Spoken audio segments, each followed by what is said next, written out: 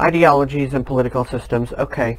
This is where it gets really complicated, because every colony has their own system, or sometimes every cluster of colonies. It depends on how big each colony is, and if they've, like, put colonies all over a planet, or if it's just one per planet in a certain quadrant. That's kind of complicated, but there are a lot of different systems. Most of them are essentially fascist, obsessed with the military, obsessed with historic imagery, and obsessed with purity. Not necessarily purity of race, but purity of species, definitely. Hybrids are not tolerated in most of these places. The degree to which that is visible can vary a lot. In places like Vega Prime, it was virtually an apartheid state, where, like, there were extremely strict laws against humans and aliens mixing. They could not go to the same hospitals, they could not go to the same hotels, they could not use the same public bathrooms, any of that stuff. So heavy segregation. In New Atlantis, on the other hand, there are very, very few divides, or at least visible divides, and people just kind of mix around how they please, and it's pretty much a non-issue. But there are others where there's a democracy in place, and you do vote for your leaders, although those leaders are still completely and utterly subservient to the military. So it's still always essentially a military dictatorship, for all intents and purposes. You rarely ever find a place where, like, the military is questioned openly.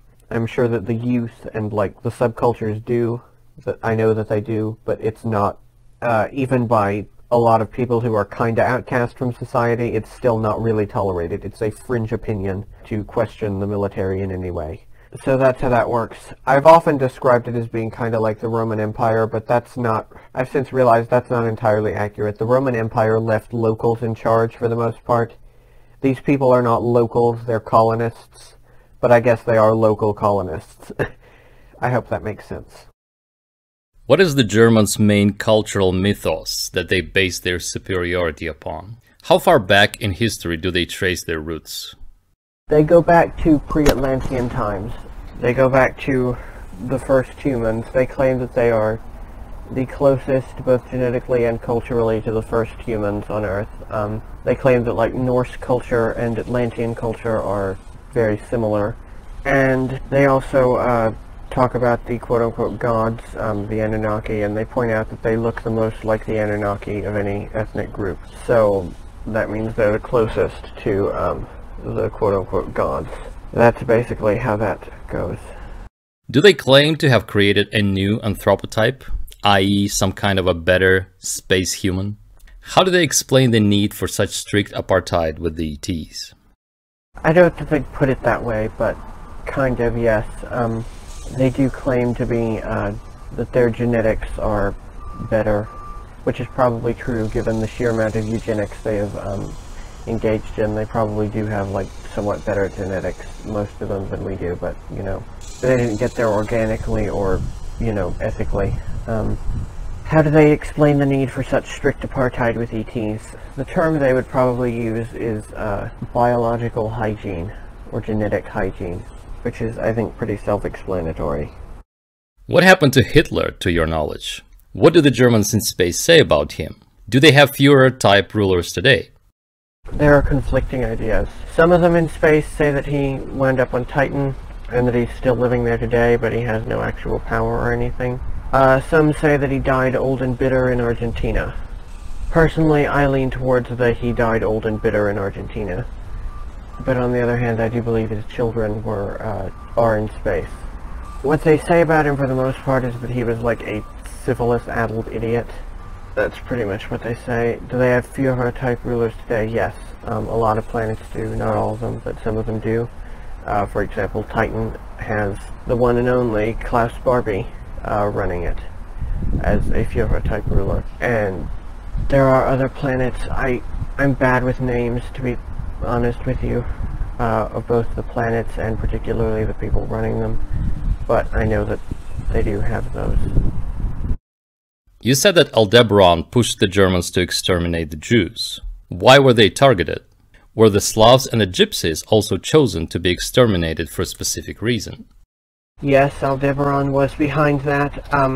It had to do with like DNA supremacy and like the fact that there were a lot of Jews in Europe intermixing sometimes, even though not even that much, but sometimes with Aryan Europeans who Aldebaranites consider their... And the Jews also have the blood of one of the ETs that, at least the Ashkenazi Jews have the blood of one of the aliens that Aldebaran is or historically was at war with, so that adds to it. The Slavs, I believe, was also spurred on by Aldebaran. I don't know quite what their issue is with Slavs. You know, I'm less read in on that side of the history. And the Gypsies, who knows? To be honest, I think that the Gypsies were an organic genocide. It was really horrific, but at that time, many people in Europe had genocidal ideas about that ethnic group. Many people did, and many still do, but back then it was particularly horrific. So that may have just happened naturally. You know, we're killing all these other people, may as well kill all these people we don't like already. I don't know. Which of the World War II Nazi leaders went off-world and continued to rule there? Who were the main figures that made the deals with the Draco and organized the German exodus into space? Lots of them. Most of them were not the ones you would have heard of. Most of them were commandants of both ships and battalions and also of camps. I'm struggling with names right now. Karl Immermann, who was a noted and decorated Kriegsmarine captain, was one of them.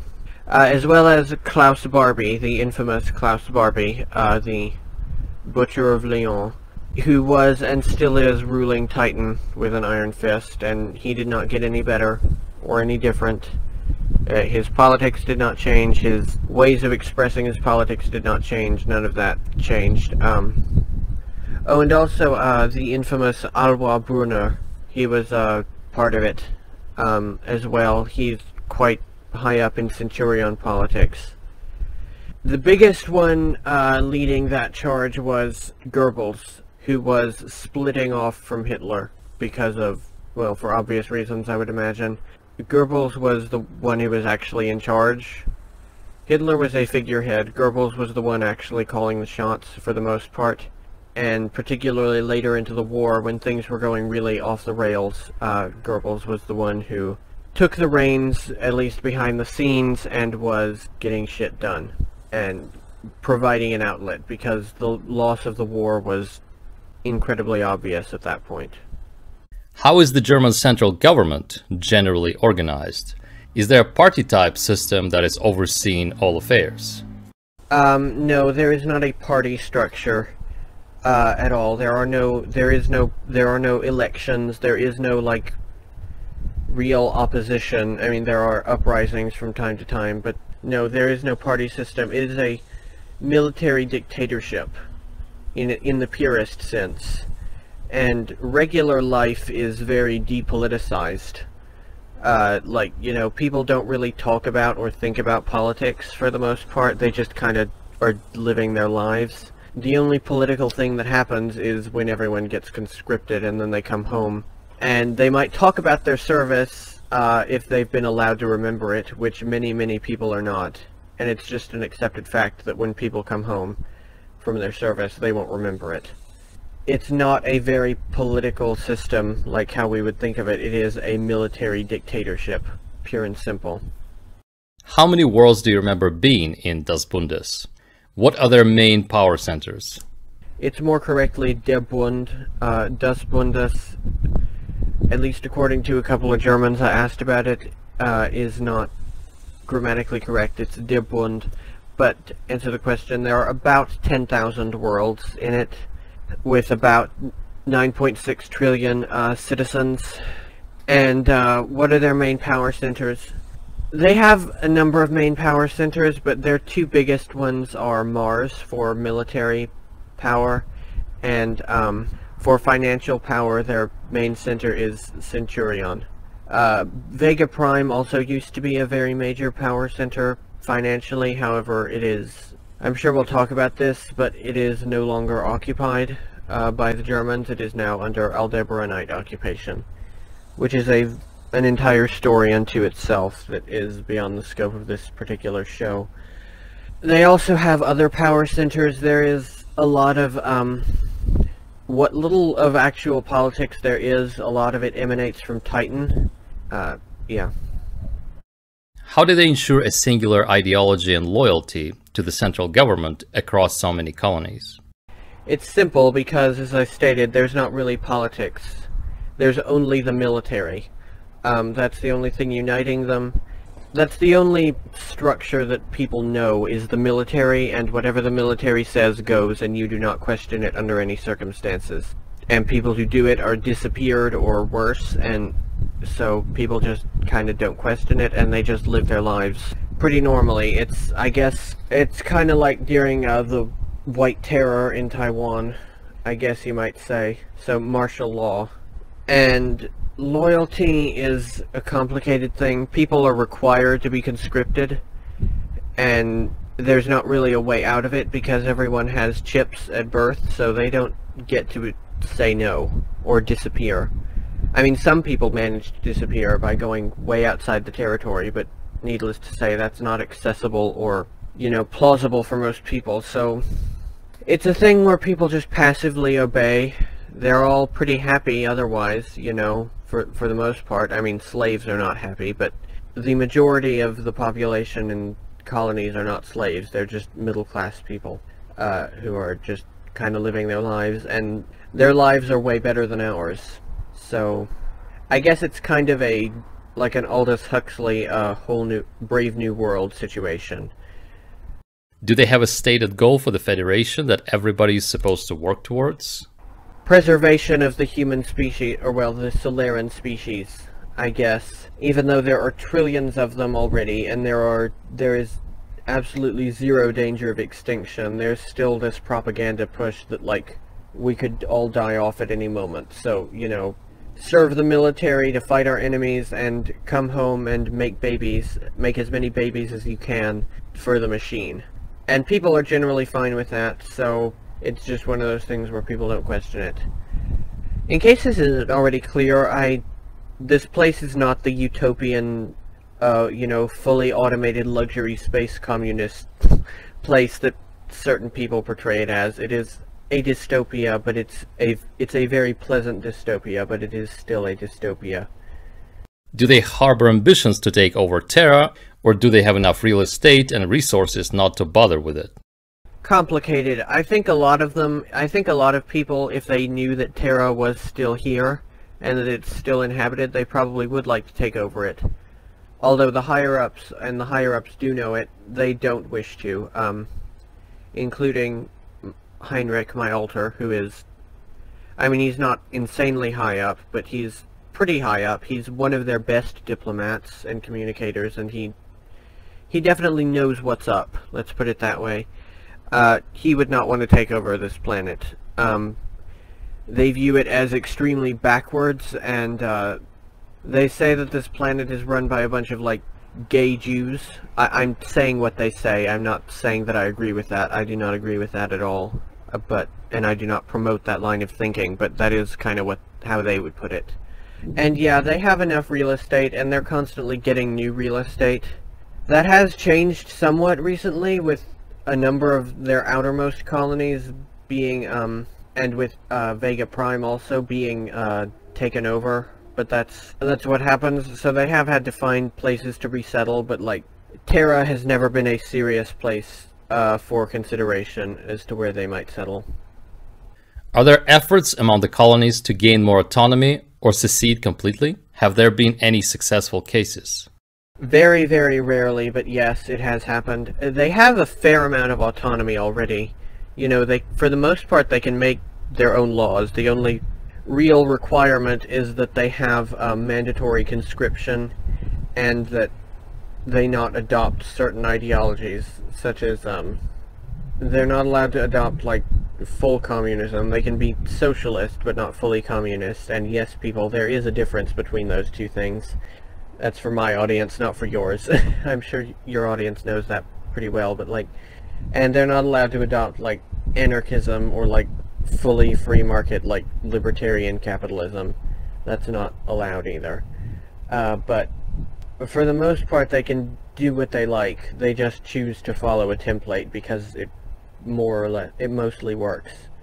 And there have been one or two successful cases. There was one successful case in probably the late 80s, early 90s of a colony that in a star near Ursa Minor. It's not, you can't see it with the naked eye, but the nearest star you could see with the naked eye from Earth would have been Ursa Minor, that seceded, and it wasn't, they got away with that because it wasn't that important. It was pretty much just a city. They were net importers. They did not produce much.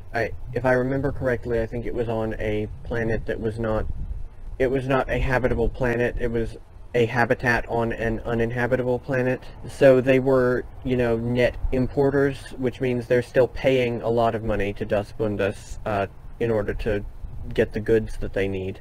And they didn't have that many people, so Das Bundes thought, okay, we'll just let them go and just let them go, because they're still completely dependent on us anyway. So that's the only way they would ever willingly allow a place to secede, is if it was going to still be completely dependent on them and still basically a de facto colony.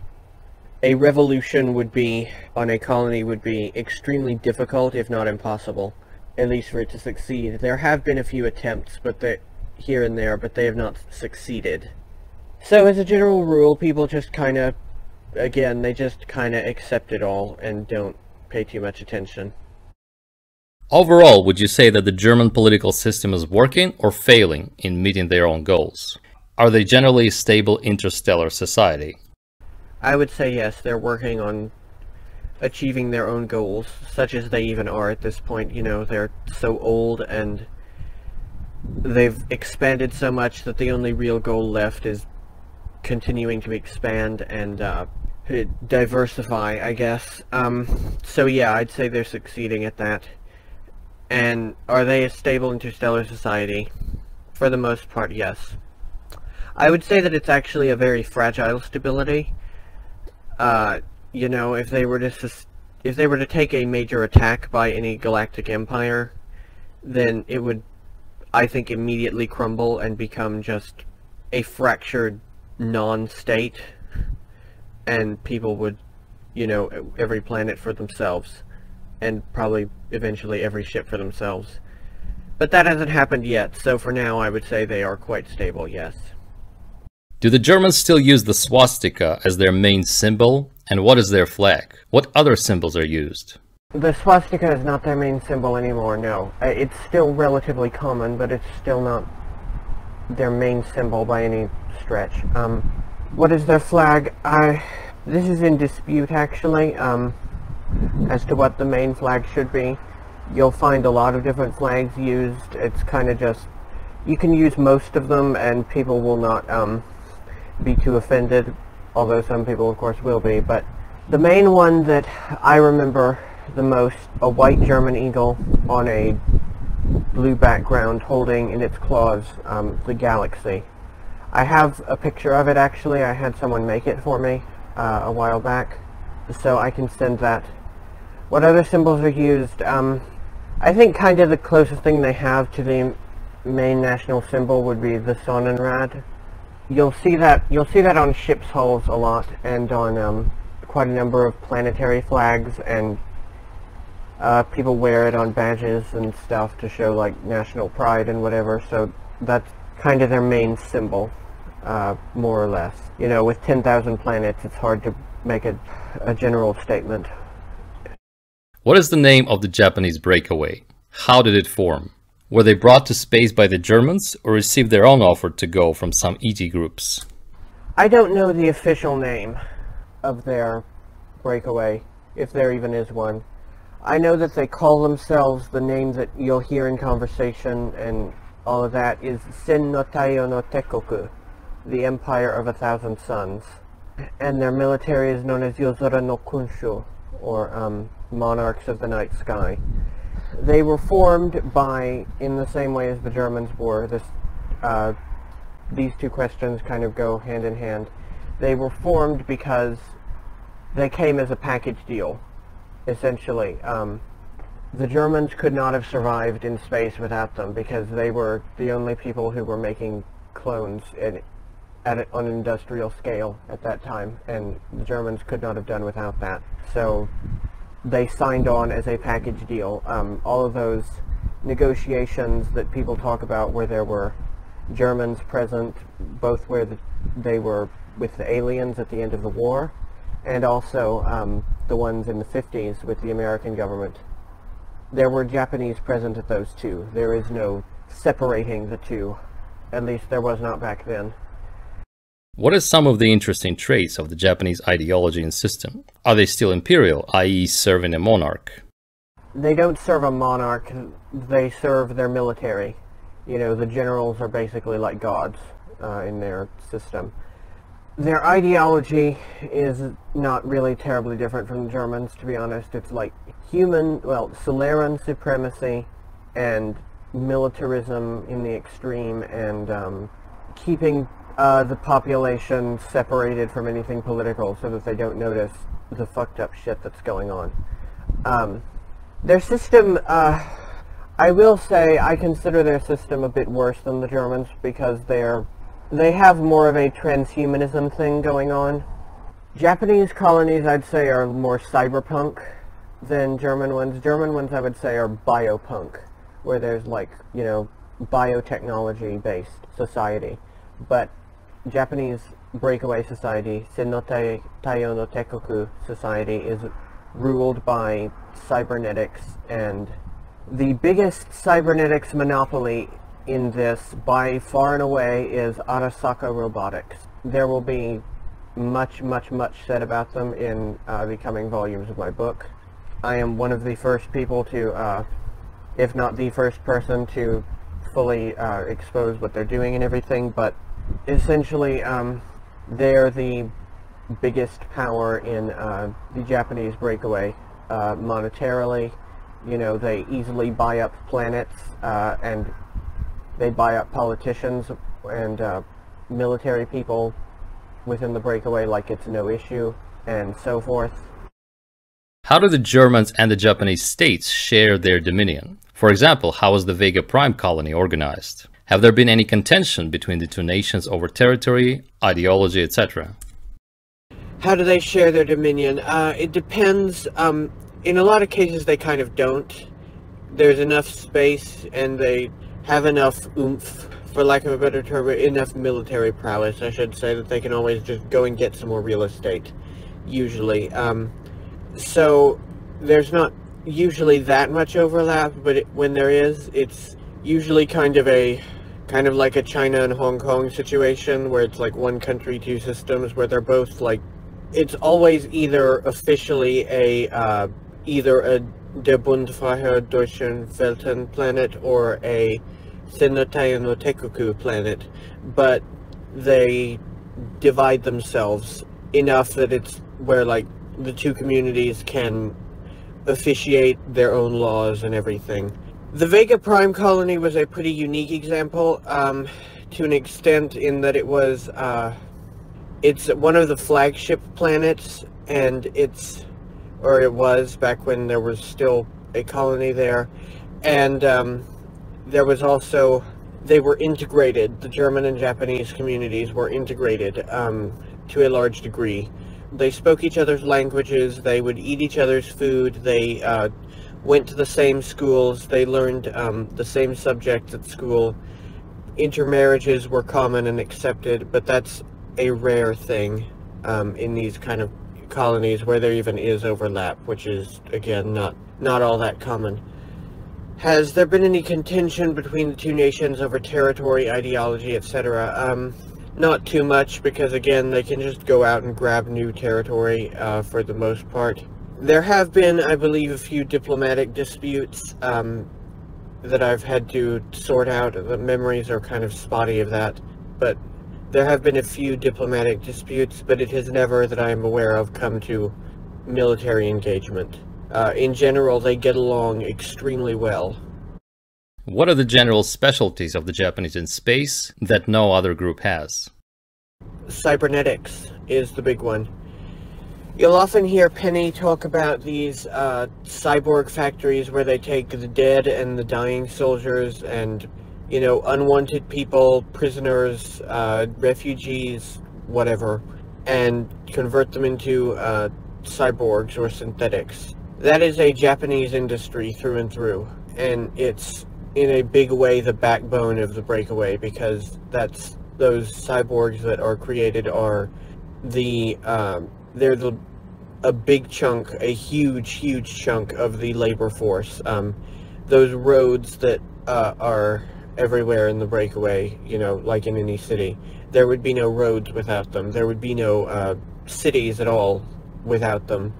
There would be no ships built without them. Nothing. So that's the big contribution, and they do other cybernetics as well. It's very common for people to have cybernetic implants in the breakaway, and most of those are of Japanese origin. And a lot of the technology is, not all of it. For example, the glass pads are not Japanese made, the glass pads are German made, but a lot of other technologies are. So they're, yeah, cybernetics is their big thing that makes them indisposable, completely indisposable to the breakaway. What were the general conditions that the bigger breakaway groups proposed to the smaller Terran nations to join them in space? In other words, what did the latter ones have to give, and what did they get in exchange? Almost uniformly, what they wanted was people. More people to both to stock their colonies and for military applications. And nearly always these were children to be turned over, and these children were of certain ethnic groups. The breakaway groups were always very specific with who they wanted. They did not want just anyone. They wanted specific ethnic groups who were known to be psychic, who were known to have high proportions of what Penny has referred to as metagene, psychic DNA. And these were not just Germanic kids. These were all different ethnic groups of kids, such as, you know, the many indigenous tribes of the Americas and the Caribbean, you know, Native Hawaiians, some Pacific Islanders. They really like Sephardic Jews. They really like some African tribes that I don't really know the name of off the top of my head, but certain West African tribes from the Congo. Not Congolese people. They want the minority tribes, people from the Congo, as well as certain East and Southeast Asian groups, such as the Hmong people, known in China as the Miao people. They like Tibetans. They really like Aboriginal Australians. They really like Finns. They really like Ainu people. They really like those, and so forth. And the other stipulation was always absolute secrecy. You will not tell anyone that you have approached us. You will never disclose that you have made this deal, because our existence is not to be questioned, I guess. Because people would question it, I'm sure, if they found out, oh wait, these people are like, you know, making deals for our children behind our backs and we don't have any say in it. People would definitely question that. And what these nations get in exchange is technology and knowledge and the capability to make their own SSP, which they nearly always take upon themselves, because Earth is, in a large way, I don't know how else to put it, Earth is fucked. I'm not saying there's no hope, but to a large degree, Earth is fucked. And they want a way out for themselves and for their elites. These nations do. So they take these deals. They think that, like, selling a few 100,000 kids a year, especially if they're of minority groups who they don't like anyway, you know, to them that's worth it. So that's how those deals have gone down historically.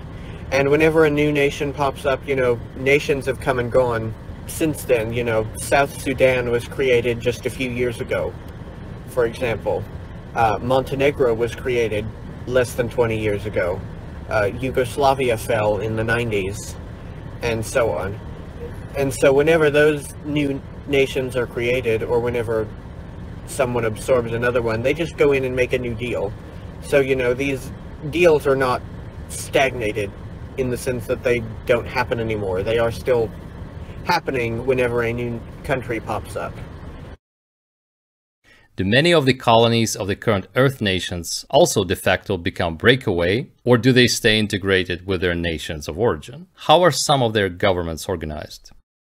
Usually they become de facto breakaway unless their country back home is an economic powerhouse, like a real economic powerhouse. A prime example of this would be when the Soviet Union SSP colonies all became independent, sort of, after, the fall of the Soviet Union. When that happened, most of those places became breakaway colonies, except for Russian colonies, because in the former Soviet Union, Russia is the only real economic powerhouse. So like Ukrainian colonies, Lithuanian colonies, Polish colonies, you name it, they all became either German-owned or corporate-owned at that point. So, you won't find like an independent Lithuanian colony that still has ties to Lithuania on Earth. That's not a thing, because Lithuania just does not have the financial and military capability to support a network of colonies in space. But some that are connected to economic powerhouses do maintain ties, at least to a degree, with their home nations, such as, British colonies, or Canadian colonies, or most European countries that have colonies. Those maintain at least their military ties with their home countries. They still use the same names for their military branches, they still follow the same regulations, all that good stuff. And they usually will keep the same laws in place, except of course there are a lot of times different laws are applicable to a degree when you're on a foreign planet, but they'll keep most of the same laws regardless, and then add on to it whatever they have to. But, if it's not an economic powerhouse, then they become de facto owned by one of the major breakaway groups, like I mentioned, a lot of former Soviet nations. Southeast Asia is not particularly an economic powerhouse or a military powerhouse, so they're de facto breakaway owned, and so on. If those were Soviet colonies, then logically there would be a mixture of people from around the USSR and them under one flag. Did you really see some ethnically specific colonies representing different Soviet republics? I would say that they typically, they kept them ethnically slanted, much like the countries of the Soviet Union, where, like, Lithuania was still majority Lithuanian, and Lithuanian was still the main language. However, yeah, there was plenty of diversity still. That's the reason why, after the fall of the Soviet Union, most of those colonies wound up becoming corporate, was because there wasn't usually a single ethnic group living there, and so it was difficult to give it back to the home country, and also because those home countries, lost all their money pretty much and weren't able to support a space program anymore, but yeah. And lastly, we heard from other insiders that the German commanding officers are all addicted to methamphetamines. And is that a weakness that the Earth Alliance can use to beat them for good and make the space great again, so to speak? No, they're not all addicted to meth. I'm sorry to these people who have these little fantasies that have been fed to them by their commanding officers, and that whom they trust, because I guess that's just where their intelligence level is at, naming no names, of course. No, they're not all addicted to meth. Sad to say.